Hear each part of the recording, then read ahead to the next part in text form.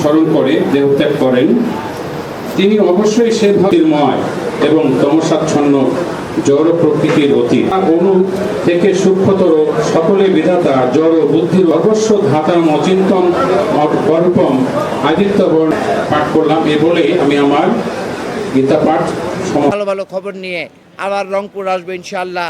আপনাদের সবাইকে আসবে এটা আমাদের বিশ্বাস, কারণ স্বয়ং প্রধানমন্ত্রী এটাকে উনি ওয়াকিবহাল। আপনারা শুনে খুশি হবেন যে বাজেটে যে প্যাকেজটা উনি নিজে ঘোষণা করেছেন, অর্থাৎ এতে করে বোঝা দিয়ে আসবে এটা আমাদের বিশ্বাস, কারণ স্বয়ং প্রধানমন্ত্রী এটাকে উনি ওয়াকিবহাল।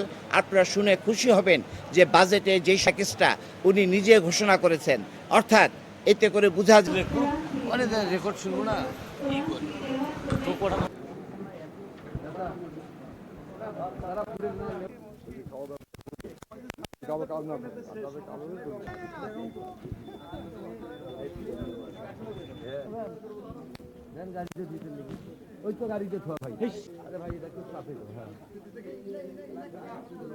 করে তারা কিনতে পছন্দ করে, এক্সচেঞ্জ করতে পছন্দ করে, ফ্যাশনের সৃষ্টি হয়েছে বা আরও যেটা হবে সেখানে আমাদের এই যদি আপনার 100 কারিগর থাকে তাহলে 3 গুণ বৃদ্ধি করলে এই তৈরি করতে।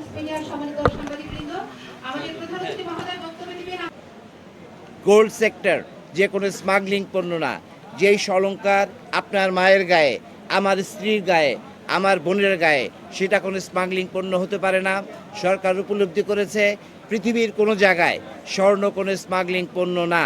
একমাত্র বাংলাদেশে কিছু সংখ্যক অসাধু ব্যবসায়ী এবং কিছু অসাধু কর্মকর্তা মিলে এখানে একটা সিন্ডিকেট তৈরি করে এই স্বর্ণটাকে একটি অবৈধ পণ্য হিসাবে তারা ধরে রেখেছে।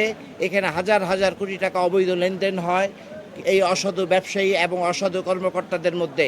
সরকার সেটা উপলব্ধি করেছে।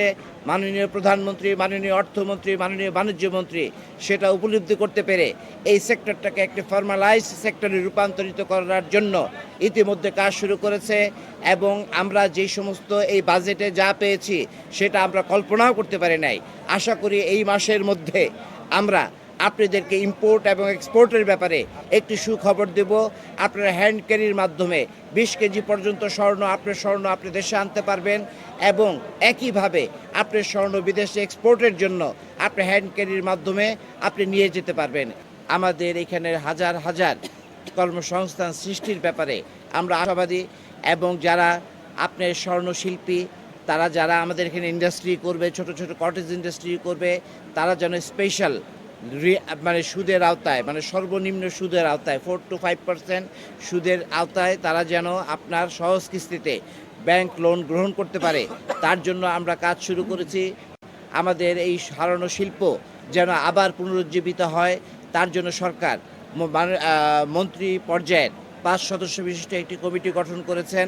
বাণিজ্য মন্ত্রণালয়, অর্থ মন্ত্রণালয় আমাদের সাথে প্রতিনিয়ত এই সেক্টরকে ডেভেলপ করার জন্য আমাদের সাথে কাজ করেছে, যেটা আমাদের এই জুলাইয়ের আগেও যেটা আমরা অসম্ভব মনে করতাম। যে কোনো মূল্যের বিনিময়ে এখানে কর্মসংস্থান সৃষ্টি করতে হবে এবং আমরা সরকারকে অঙ্গীকার করেছি আমরা ভ্যাট দিব, আমরা ট্যাক্স দিব।